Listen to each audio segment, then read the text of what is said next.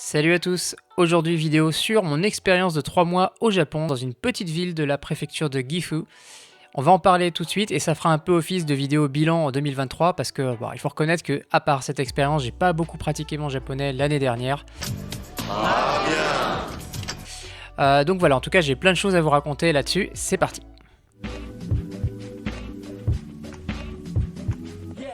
Donc pendant 3 mois, j'ai habité dans une ville qui s'appelle Nakatsugawa, qui est une ville dans la préfecture de Gifu, qui est à la limite de Gifu et de Nagano. C'est une ville relativement petite, on va dire, je crois qu'il y a 70 000 habitants à peu près en tout. Mais c'est très étalé, donc on va dire que dans le centre-ville, il y a sûrement beaucoup moins que 70 000 habitants. Donc c'est une ville qui est, moi je trouve, très agréable à vivre. Quand on va en province, en tout cas au Japon, dans des villes plus petites, je trouve ça toujours beaucoup plus agréable. Vraiment, c'est beaucoup plus sympa, ça me convient bien. Donc j'étais très content de passer du coup ces 3 mois là-bas. Et pourquoi cette ville? Simplement parce que ma copine est originaire de la ville. Donc voilà, c'était logique qu'on aille dans cette ville-là pour aller voir sa famille, des amis, des gens qu'elle connaissait.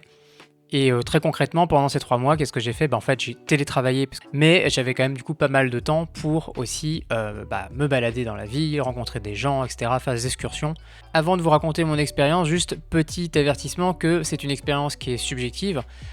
Et si vous allez au Japon, notamment selon où vous allez, vous n'aurez pas forcément cette même genre d'expérience. La particularité, c'est que moi j'étais vraiment à la campagne, en province. Ça peut être très différent d'une expérience qu'on aurait à Tokyo par exemple. Donc voilà, prenez tout ce que je vous racontais évidemment avec ce contexte-là en tête, et puis évidemment c'est aussi mon expérience à moi subjective, donc ça peut varier d'une personne à l'autre. Donc comme je vous le disais, j'ai passé 3 mois au Japon, et c'était la première fois que je passais autant de temps d'un coup au Japon, car auparavant j'ai juste fait des voyages en touriste, je restais au maximum 3 semaines. En cumulé, j'ai quand même passé, je pense, l'équivalent de 3 mois déjà avant d'avoir fait ce séjour. Et d'ailleurs, c'est une des choses qui m'a marqué, c'est que finalement, j'ai pas été tant surpris que ça. Je m'attendais, en passant 3 mois au Japon, à avoir beaucoup de surprises, à voir beaucoup de choses que j'avais pas forcément pu voir en tant que touriste. Finalement, sur la vie au Japon, les coutumes, la culture, la langue, je connais déjà pas mal de choses. Donc c'était un peu bizarre.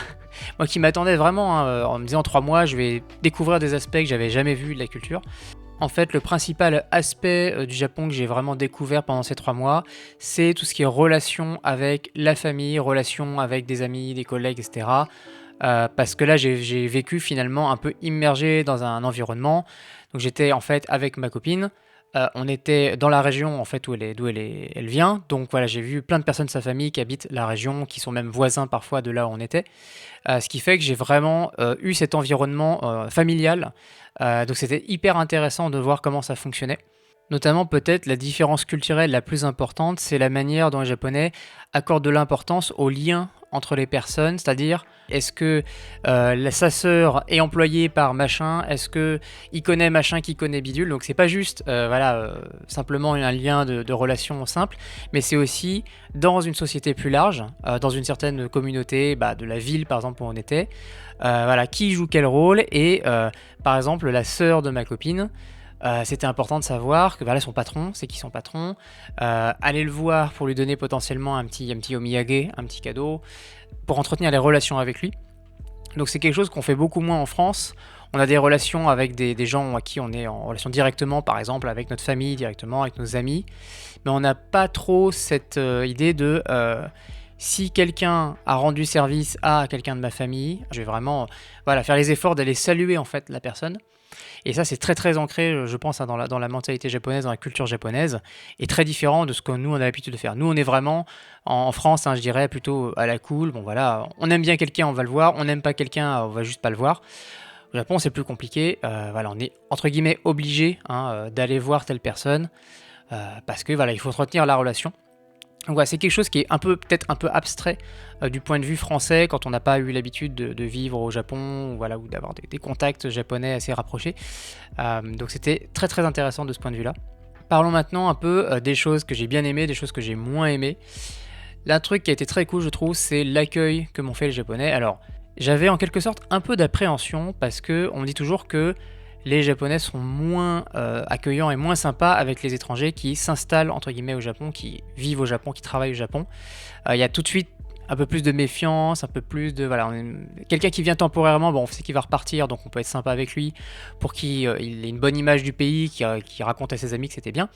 Quelqu'un qui s'installe, vu la société japonaise, vu comment ça fonctionne, c'est un peu plus compliqué pour un étranger de bien, voilà, de bien s'intégrer dans la société. C'est en tout cas ce qu'on m'avait raconté. J'avais eu différentes personnes qui m'avaient vraiment fait des retours dans ce sens-là. Et en vrai, franchement, j'ai été très surpris là-dessus parce que je ne me suis pas du tout senti traité différemment. Alors peut-être c'est aussi parce que 3 mois, c'est quand même un séjour temporaire. Je suis quand même vu comme un touriste et pas comme quelqu'un qui serait installé au Japon, hein. Le fait aussi que je sois voilà, en couple avec une japonaise, ça a pu aider aussi d'une certaine manière. Donc je pense qu'il y a pas mal de facteurs qui font que, bah, en tous les cas, j'ai été vachement bien accueilli. Évidemment par la famille de ma copine, parce que là c'est quand même une relation assez proche, mais aussi par des gens un peu plus éloignés, voilà, des amis d'amis ou des gens qu'elle connaissait mais qui n'étaient pas forcément particulièrement proches. À chaque fois j'ai trouvé ça vraiment super. Un deuxième truc que j'ai beaucoup aimé, et alors ça va pas forcément vous surprendre parce qu'on en parle souvent quand on parle de la culture japonaise, c'est vraiment la politesse et le respect des autres qu'il y a au Japon. La différence, c'est que là, j'ai vraiment passé 3 mois à le voir en fait de mes yeux, à voir comment ça se passait, les relations entre les gens, y compris dans une sphère un peu privée, c'est-à-dire que quand j'étais avec la famille de ma copine, forcément, on faisait des commentaires sur d'autres personnes, etc., entre guillemets, sans forcément parler en mal hein, de ces gens-là, mais je voyais un petit peu en off, entre guillemets, comment ça se passait. Et pour le coup, je trouve qu'il y a quand même un niveau de politesse, un niveau de respect. Et ça, je trouve ça vraiment, vraiment chouette, hein. Il y a un respect aussi des personnes âgées, un respect voilà, des personnes les plus âgées qui sont, je trouve, assez bien traitées de ce que j'ai pu voir hein, en voyant bah, les personnes plus âgées dans la famille de ma copine. Ça va aussi avec plus de patience, je trouve, en général. Les gens sont quand même assez, je trouve, assez patients, assez à l'écoute. Plus, en tout cas, qu'en France. Vraiment, ça m'a aussi marqué. Un autre truc que j'ai trouvé aussi intéressant, c'est le niveau d'exigence en général, hein, le niveau de qualité que demandent les Japonais dans les services, dans les produits qu'ils achètent. Vraiment, ça n'a pas son pareil par rapport à la France. D'une certaine manière, ça m'a fait un sort de choc culturel inversé. Je me suis dit, mais c'est pas possible. En France, on aime la médiocrité. Alors, c'est volontairement un peu provocateur comme propos, hein, mais je trouve qu'en France, on se contente en fait parfois de choses un peu moyennes. Quand quelque chose marche pas bien, il y a un problème, on dit, Ouah, c'est comme ça, on peut rien y faire. On est du genre vraiment à se dire, bon, bah, de toute façon, qu'est-ce que tu veux faire? Qu'est-ce que tu vas demander un meilleur niveau de service? C'est comme ça, c'est la vie. Alors qu'au Japon, c'est un impératif.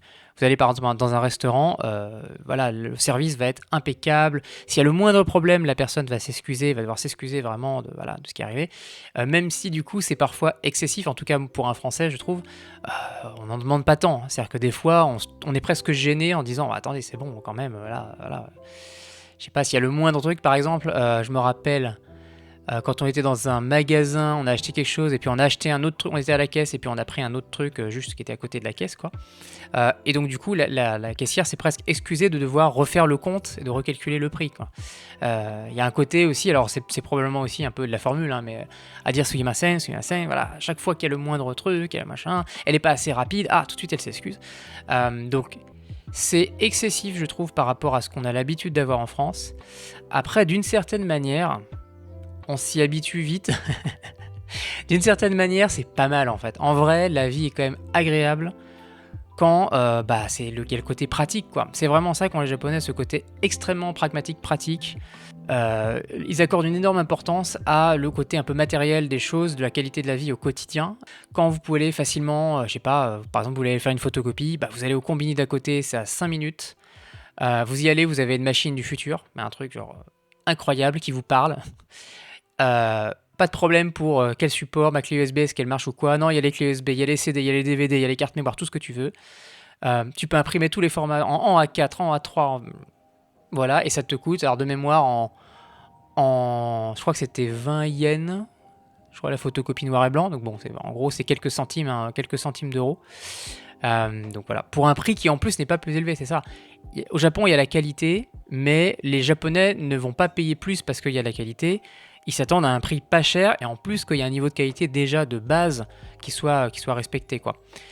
Donc voilà, comme je disais, c'est excessif parfois, gênant presque d'un point de vue d'un Français qui débarque et dit quand même pas besoin de se faire chier comme ça.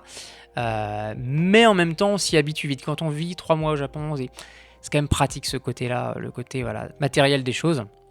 Un autre exemple aussi, hein, quand je suis arrivé au Japon, j'ai commandé en fait un écran d'occasion, un petit écran pour mon travail, parce que j'en avais besoin du coup pour travailler. Et le truc est arrivé, alors déjà j'ai payé, c'était vraiment pas cher, peut-être 20 000 yens, enfin une somme assez ridicule pour un écran qui était quand même bien par rapport à ce prix quoi. Et il est arrivé emballé, mais alors j'avais jamais vu autant d'emballage de ma vie. Il était triplement, quadruplement emballé avec du papier à bulles, etc. Ça a été livré évidemment super vite, hein, et quand je déballe le truc, il y a plusieurs types de câbles, HDMI, je sais plus, de DVI, etc. Donc ils avaient préparé au cas où tous les câbles possibles qu'on pouvait brancher sur l'écran. C'est juste le truc. En France, bon, t'as de la chance si jamais il y a un câble qui est fourni avec, mais il y a aucune garantie en quelque sorte.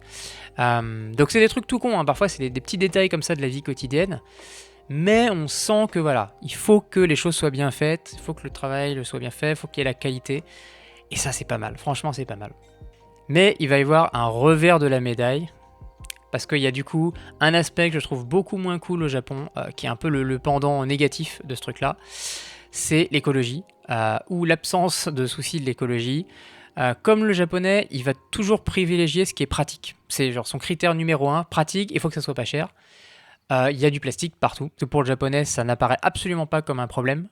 C'est assez fou en fait.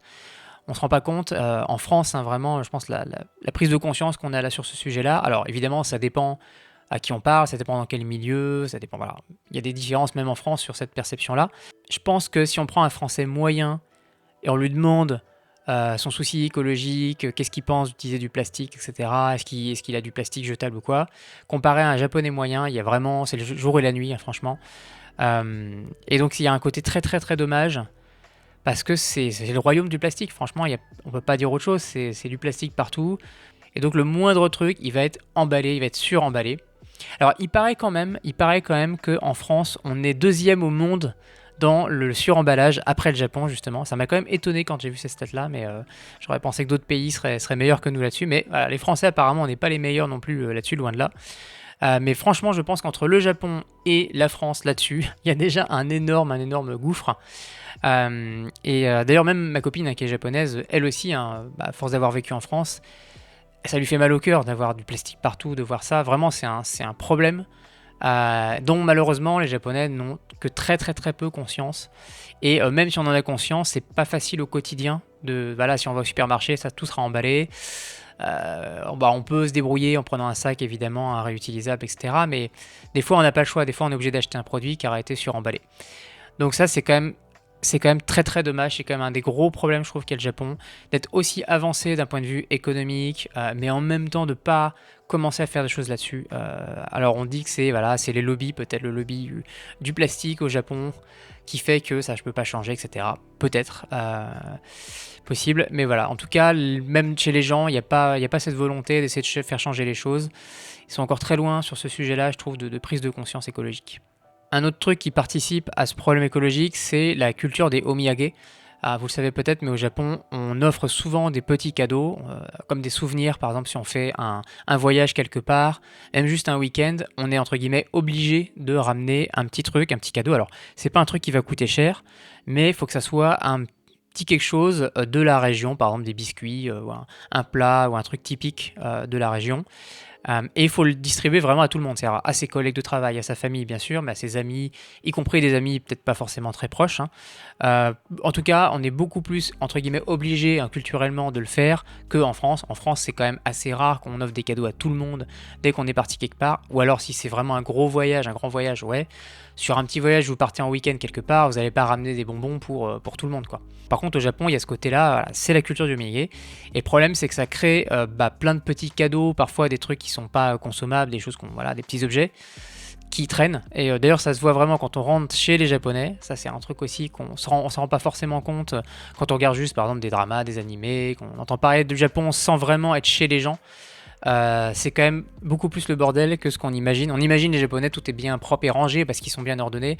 En réalité, vous allez chez les gens, la plupart du temps, un peu comme en France aussi, hein, ça va être quand même assez rempli d'objets, quoi. Ils ont vraiment beaucoup d'objets chez eux, beaucoup de petites babioles, beaucoup de petits gadgets. Et en fait, c'est c'est pas sorcier, c'est que simplement il y a cette culture des omiyage, il y a le côté voilà, on distribue plein d'objets, on s'échange plein de petits cadeaux, ce qui fait que mécaniquement on se retrouve avec chez soi plein d'objets. D'ailleurs, souvent, ce qui se passe quand il y a par exemple une personne âgée qui décède, on fait venir du coup une entreprise spécialisée pour débarrasser tout ce qu'il y a.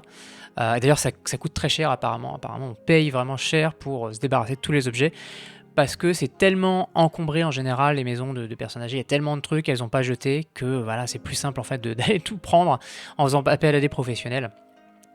Donc voilà, ça reflète ce côté. Il n'y a pas ce souci de est-ce que je consomme juste ce dont j'ai besoin, est-ce que j'achète un truc qui en fait n'est pas vraiment utile, comment ça a été fabriqué, c'est quoi la matière, est-ce que ça sera recyclable ou pas. C'est un truc malheureusement, c'est absolument pas un critère qui rentre en compte chez les Japonais quand ils consomment. Bon, j'espère que ça va évoluer, en tout cas c'est comme ça que sont les choses aujourd'hui. Dans les autres points négatifs, un truc que j'avais pas forcément réalisé avant de faire ce séjour de 3 mois au Japon, c'est l'obsession des Japonais pour la bouffe. Et si vous regardez juste la pub de la télé japonaise, vous allez tout de suite comprendre l'obsession de la bouffe pour les Japonais. Parce qu'il y a vraiment énormément de pubs pour de la bouffe. Et d'ailleurs, et de la bière ou de l'alcool. Surtout de la bière d'ailleurs. Mais quand je dis culture de la bouffe, obsession de la bouffe, c'est vraiment sur des trucs pas forcément de bonne qualité, de la nourriture industrielle. Donc il y a ce côté, voilà, on a l'impression qu'ils ne pensent que à bouffer. Et ça peut être parfois un peu excessif. Notamment, je pense, pour des personnes qui ont des problèmes de poids, qui ont du mal à contrôler leur consommation. Ça doit être vraiment difficile, je trouve. Même si je pense quand même qu'en moyenne, les Japonais mangent quand même plus équilibré qu'en France. Peut-être le seul problème, ce serait sur les additifs. Il y a potentiellement un gros souci là-dessus parce qu'il y a beaucoup de nourriture industrielle avec plein de produits bizarres autorisés au Japon, mais qui ne sont pas du tout autorisés d'ailleurs en Union Européenne ou en France. Ils sont beaucoup plus cool là-dessus. D'un point de vue de la législation, ils laissent passer beaucoup de choses là-dessus. Donc voilà, sur la nourriture en tout cas industrielle, je pense c'est pas top. Moi, c'est vrai que si je devais vivre longtemps au Japon, c'est un truc où je ferais hyper attention à qu'est-ce que je mange quand je prends des trucs tout préparés. Et donc voilà, ce côté obsession pour la bouffe, je l'avais vraiment pas du tout anticipé. Je l'ai réalisé en faisant ce séjour-là. Un dernier point négatif que je voulais remonter, c'est le problème de l'isolation dans les anciennes maisons japonaises, dans les maisons un peu plus anciennes, pas les nouvelles constructions, les appartements, parce que ça sera en général mieux isolé. Mais dès que vous allez dans une maison un peu vieille, ce qui se passe, c'est qu'il y a un chauffage, il y a en général poêle au fioul qui est foutu dans la salle à manger, vraiment dans la pièce principale de la maison. Là, ça chauffe bien, pas de problème. Mais dès que vous vous éloignez, dès que vous allez dans les autres pièces, c'est super froid. Notamment la salle de bain. Alors, ce que font les Japonais, c'est que souvent, ils ont des petits chauffages électriques d'appoint. Alors, ça consomme pas mal, donc c'est pas idéal. Mais ils les allument que vraiment quand ils ont besoin d'utiliser, quoi. Et la nuit, il fait froid. La nuit, il fait froid, donc il faut avoir un bon futon, il faut avoir une bonne couette, parce qu'il peut faire vraiment froid, surtout en hiver. Nous, on est allé du coup de septembre jusqu'à décembre. Et franchement, quand c'est l'hiver, il fait vraiment froid. Et c'est quelque chose, en tout cas, dont les Japonais ont l'habitude, visiblement. Quand je voyais autour de moi, d'habitude, c'était pas, c'était pas anormal, on va dire, comme situation. Mais c'est très propre, je pense, à la vie dans les plus petites villes ou à la campagne. Il y a beaucoup encore de maisons comme ça. Et d'un point de vue écologique, c'est pas ouf non plus d'avoir plein de poêles au fioul comme ça. C'est pas fou. Je sais qu'alors qu'en France, on fait beaucoup d'efforts, on a des subventions, des aides pour faire rénover les maisons, pour vraiment accélérer la partie isolation. Au Japon, ce qui va se passer en général, c'est que les vieilles maisons, une fois que la personne qui était dedans décède, elle est détruite. En général, ils détruisent et construisent un truc moderne. Je suis pas sûr que la qualité soit forcément bien meilleure après dans la construction moderne, mais il y a beaucoup plus de tendance à détruire d'ailleurs l'ancien au Japon et à reconstruire du neuf, beaucoup plus qu'en France. On a cette chose assez, je trouve, assez bien en France, à Paris en particulier, parce que je peux en parler vraiment un peu plus d'expérience personnelle, mais la manière dont on préserve vraiment le patrimoine, les vieilles habitations, les vieilles constructions. Chaque quartier a un style un peu différent et on fait attention à préserver l'uniformité du quartier. Par exemple, on ne peut pas peindre ses fenêtres ou ses volets de n'importe quelle couleur en France. Au Japon, c'est vraiment, je pense, une différence importante. Ils sont beaucoup plus, lax avec ça. C'est des belles constructions, mais pour le Japonais, c'est quelque chose qui est comme une relique du passé. Il a envie d'avoir un truc moderne, donc il détruit. Donc voilà, c'est encore tout un sujet, donc je ne vais pas forcément trop continuer là-dessus, mais il y a un sujet vraiment aussi là-dessus, sur la manière de ne pas rénover en fait les maisons. Après, je l'ai quand même bien vécu, sachant que c'était juste 3 mois à passer. On s'est quand même débrouillé, on a survécu à l'hiver. Un autre sujet dont je voulais vous parler, c'est par rapport à la langue. Bah oui, parce que si on va au Japon pendant 3 mois, c'est une immersion, c'est vraiment un moment d'avoir du japonais partout autour de soi. Et je voulais vous en parler d'un point de vue de Qu'est-ce que ça fait par rapport à juste passer 2 semaines, 3 semaines, et là vraiment passer 3 mois? Quelle différence ça peut faire? Alors déjà, une différence assez importante par rapport à mes précédents voyages, c'est que j'ai découvert du vocabulaire de la vie quotidienne que j'avais absolument pas vu jusqu'à maintenant, et y compris dans les séries, dans les dramas, et tout ce que j'ai pu voir comme contenu par internet. Des mots comme kankisen pour la ventilation, dengen pour l'alimentation électrique, voilà, des choses de ce type-là, des choses toutes bêtes qu'on voit au quotidien, mais que on va pas du tout voir finalement dans un bouquin d'une méthode de japonais ou dans une série. C'est pas des choses qui vont être vraiment très mentionnées ou revenir. Donc il y a eu plein de vocabulaire comme ça que j'étais un peu surpris de pas connaître, parce que c'est pas forcément des trucs très compliqués, hein, c'est vraiment des trucs basiques de la vie quotidienne. Mais j'avais pas eu l'occasion du tout de voir dans mes immersions. Du côté d'ailleurs de l'immersion et de l'input, comment ça s'est passé? Alors quelque chose qui était vraiment différent par rapport à mes voyages d'avant, c'est que là, j'ai été donc à un moment donné avec la famille de ma compagne, et ça va vite. Quand on est avec des Japonais qui sont voilà, de la même famille ou très proches, qui parlent entre eux, mais comme on ferait finalement nous aussi en France, on parle de manière super rapide, on mâche ses mots bien sûr, hein, et il y a du dialecte local aussi. Alors il y a un dialecte à Nakatsugawa dans la région. Ça m'a pas trop posé de problème que ça, parce qu'il n'y a pas tant de différence que ça par rapport au japonais standard. Il y a quelques petites choses ça et là que j'ai réussi à capter au fur et à mesure. Mais oui, surtout la vitesse de la langue, la vitesse à laquelle les gens parlent de manière familière au quotidien. Ma belle-sœur qui parlait super vite, et au début c'était vraiment difficile. Franchement, au début c'était intense. J'ai eu aussi l'occasion de parler, de converser avec beaucoup plus de personnes que ce que j'ai l'habitude d'avoir. Que ce soit en France ou même pendant mes voyages au Japon précédents. Avec certaines personnes, je me suis rapidement habitué et je comprenais quasiment tout ce qu'ils me racontaient. Et avec d'autres, moi j'avais envie de pouvoir parler, d'avoir envie de communiquer, etc. Mais il y avait des gens, c'était vraiment très très compliqué.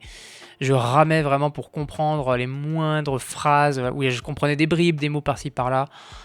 C'était vraiment difficile. Pour peu que vous soyez dans un endroit un peu brillant, dans un bar, etc., évidemment, ça devient encore plus difficile. Donc ça, je me rends compte que c'est aussi une difficulté, notamment parce que moi, j'ai l'habitude de parler japonais avec ma copine, mais je sais comment elle parle, je connais ses expressions, etc., donc je suis trop habitué.